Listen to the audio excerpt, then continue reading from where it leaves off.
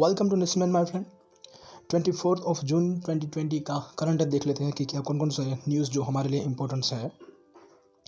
तो सबसे पहले आपको देखने को पहले पन्ने पर मिलेगा कि भारत और चीन जो है उसने अपना सीमा का विवाद है शांति से निपटाने का फैसला कर लिया है कि वो अब अपने सीमा विवाद का जो है कल जो वार्ता हुई थी उसमें यही बात हुई थी कि अब शांति से उन दोनों के बीच, भारत और चीन के बीच, अपनी सीमा को लेकर समझौता हुआ है। ये तो आप कल की न्यूज़ में देख ही लें कि क्या होता है, लेकिन आज के न्यूज़ में एक टर्म था CRPF यानी कि सेंट्रल रिजर्व पुलिस फोर्स। इसका एक महत्व देख लेते हैं कि ये क्यों है, कैसा है। ठीक है, तो सबसे पहले CRPF के बारे में जान लेते हैं कि ये सबसे पहले कब आई थी अस्तित्व में। 27 जुलाई 1939 यानी कि हमारी आज़ादी के पहले ब्रिटिश सरकार द्वारा इसको बनाया गया था। और उस जब बनाया गया था तो उस वक्त उसका नाम क्या था, क्राउन रिप्रेजेंटेटिव पुलिस। ठीक है, ब्रिटिश का था तो इसके लिए उसका नाम भी क्या था, क्राउन रिप्रेजेंटेटिव पुलिस था।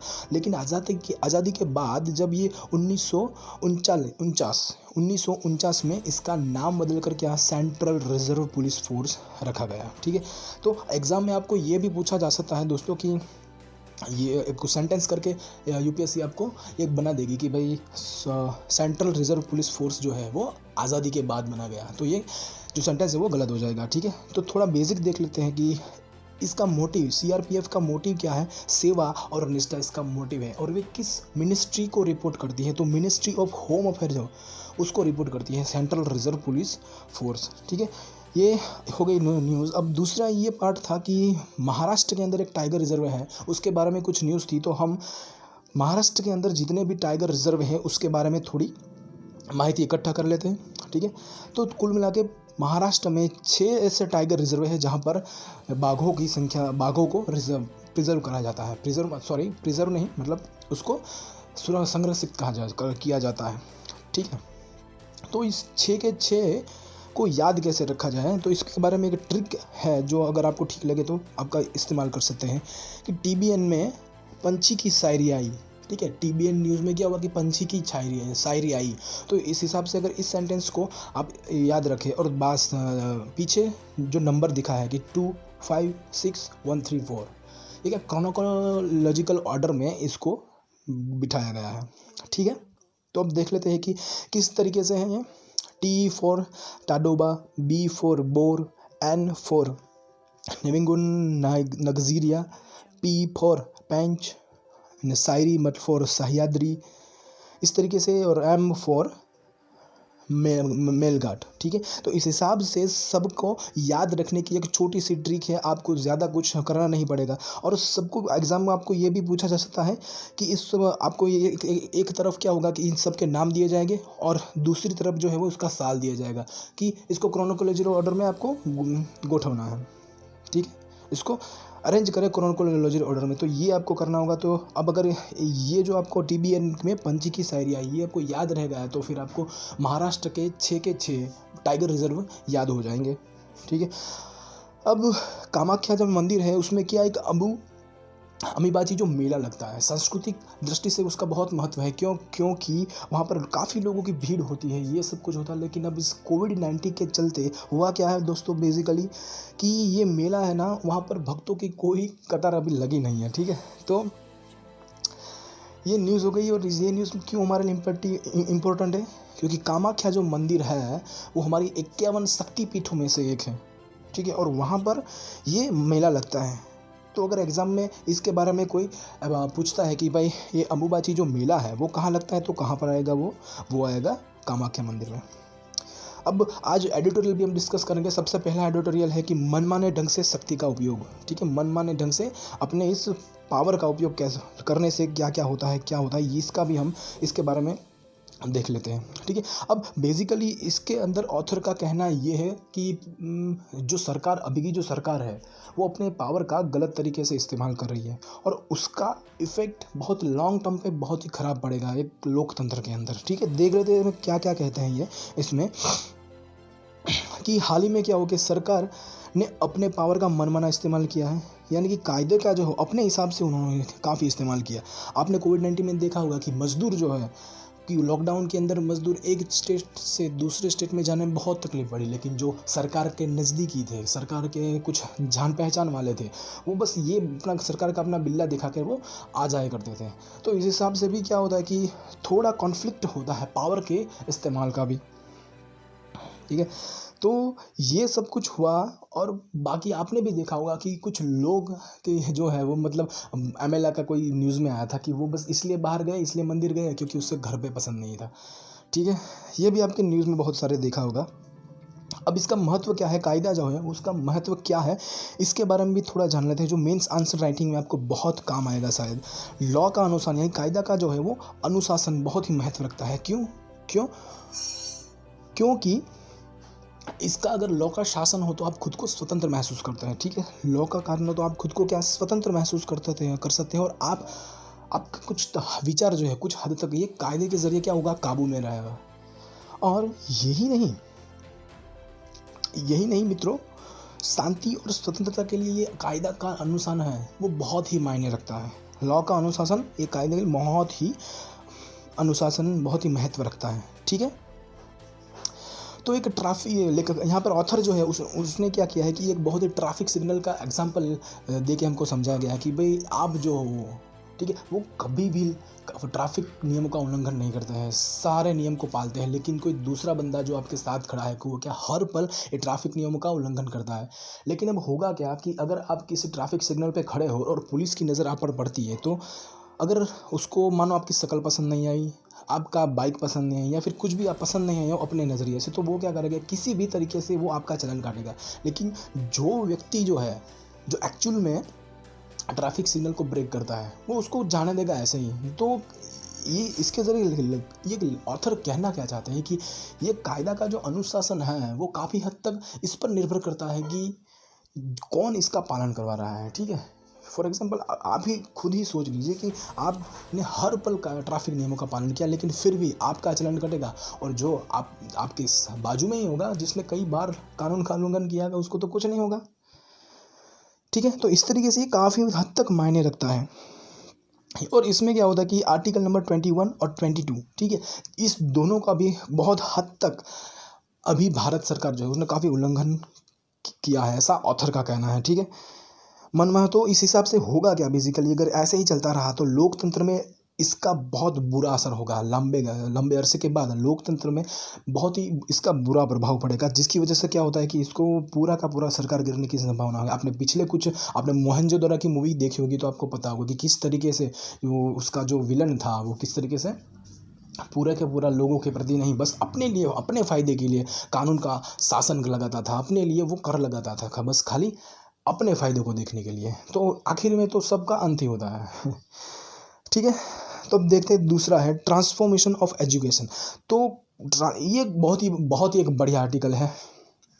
तो इसमें बेसिकली बात ये की गई हुई है कि इस कोविड-19 की महामारी के चलते हमारे काफ़ी एजुकेशन सिस्टम जो है उसको नुकसान पहुंचा है। हमारे काफ़ी बच्चे जो है उसको एजुकेशन को अभी हमारा जो एजुकेशन सिस्टम है, एजुकेशन का सत्र वो बेसिकली चालू हो जाना चाहिए, लेकिन महामारी के चलते सब कुछ बंद है।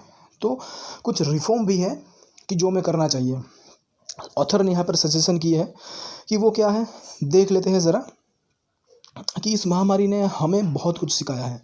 इतना ही नहीं, हमने पिछले दिनों में जो भी कुछ पर्यावरण का नुकसान किया है और शायद ये इसी का ही परिणाम हो सकता है मैं भी, ठीक है। महामारी के चलते हमारी शिक्षा, यातायात, जीवन शैली, ये कोई भी सेक्टर ले लो आप, बहुत ही बड़ा इम्पैक्ट हुआ है इसका गलत तरीके का, ठीक है, कि जिसकी वजह से हमारे सामान्य जीवन के अंदर हमें बहुत ही तकलीफ़ें उठानी पड़ी हैं इसके ज़रिए में। तो इसके काफ़ी अर्थव्यवस्था में भी हमें काफ़ी घाटा हुआ है और काफ़ी सेक्टरों में भी बहुत सारा घाटा हमें हुआ है। तो अगर ये सब कुछ आपको बताया जाए कि पर्यावरण का नुकसान किए बिना हम कैसे अर्थव्यवस्था को आगे बढ़ाया जा सकता है, को इसमें ऑथर ने क्या है कि एक बहुत महत्व का टर्म यूज़ किया है कि क्या, ग्रीन अर्थव्यवस्था का नाम लिया है। ग्रीन अर्थव्यवस्था मतलब क्या, हमारी इस पीढ़ी में अपने जो रिसोर्सेज हैं उसको इस्तेमाल कुछ इस तरीके से करना कि जिसकी वजह से हमारी भविष्य की पीढ़ियाँ भी इस रिसोर्सेज का उपयोग कर सके और इस पृथ्वी का पूरी तरीके से उपयोग कर सकें। ठीक है, अब ये है क्या बेसिकली कि अगर आपको ये सब कुछ करना है, ये ग्रीन अर्थव्यवस्था का कॉन्सेप्ट जो अगर करना है तो शिक्षा का बहुत ही बड़ा महत्व रखता है। क्यों? क्योंकि शिक्षा से ही आप किसी की माइंडसेट को बदल सकते हो, सब कुछ बदल सकते हो बस एक शिक्षा के ज़रिए। लेकिन आज का शिक्षा का स्तर क्या आपको ऐसा देखने को मिलता है?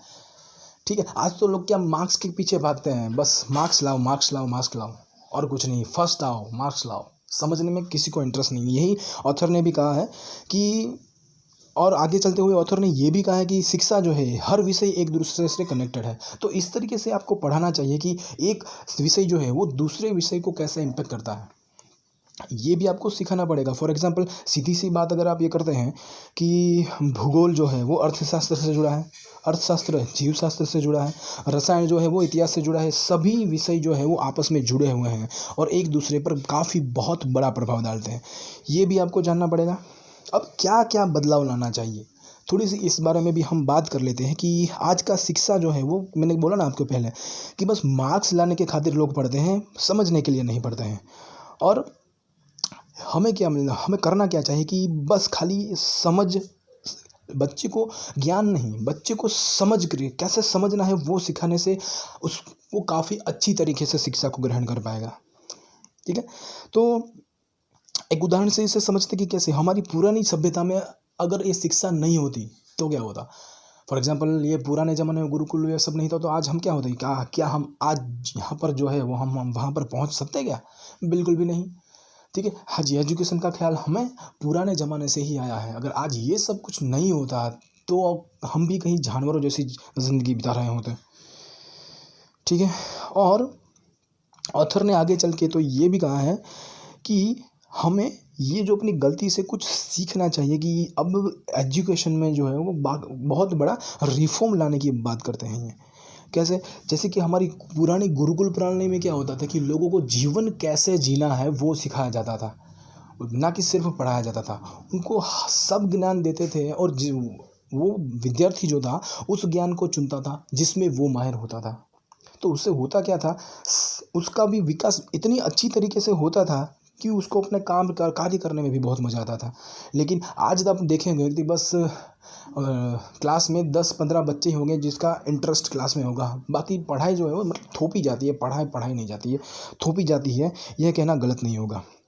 और सबसे बढ़िया बात क्या थी, उस ज़माने में तो इतनी टेक्नोलॉजी थी भी नहीं, फिर भी उन लोगों का जीवन स्तर जो अगर आप देखते होंगे तो हाँ, उन लोगों का मानसिक और जीवन स्तर जो है ना वो इस अभी जो है आधुनिक, उसके हिसाब से काफ़ी हद तक उन लोगों का माइंडसेट अच्छा था। आप भी कहते हो कि खास हम पुराने ज़माने में बैठ जाए, मज़ा आ जाएगा बस, और कुछ नहीं। ठीक है, तो देखते हैं आगे भी क्या होता है कि अब एक एग्जांपल यहाँ ऑथर ने दिया गया है कि किस तरीके से पढ़ाना चाहिए। कि ट्रेन का उदाहरण दिया है कि सब लोग को पता है कि भारत के अंदर 1853 के अंदर ट्रेन आती है। ठीक है, 1853 के अंदर ट्रेन आती है, आपको सबको ये पता है।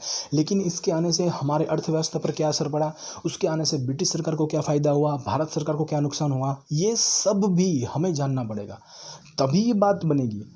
और सारा जो है कच्चा चिट्ठा उसका खोलना पड़ेगा, तभी ये हमें याद रहेगा।